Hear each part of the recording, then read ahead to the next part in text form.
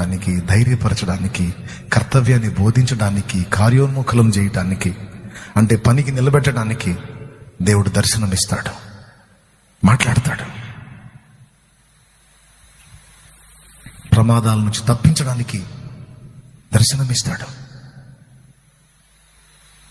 నీ హృదయంలో ఉన్న ఆందోళనల్ని తొలగించడానికి కూడా దేవుడు దర్శనమిస్తాడు నీకు.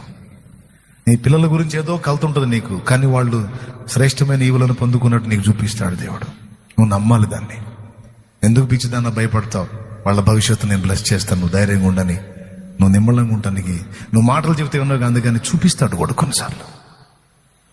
దేవునికి మహిమ కలుగును గాక. తమ్ముడా, గుర్తుపెట్టుకో, ఈరోజు పనికిమాలినోడు, పనికిరానోడు, సోమరోడు, వేస్ట్ గాడు, వేస్ట్ గా అనుకుంటున్నారేమో. అనుకోని రేపు వాళ్ళు నిన్ను కలుసుకోవటమే పెద్ద కష్టమైపోతుంది, లేదా వాళ్ళకి నువ్వే దిక్కు అయ్యే పరిస్థితి వచ్చింది.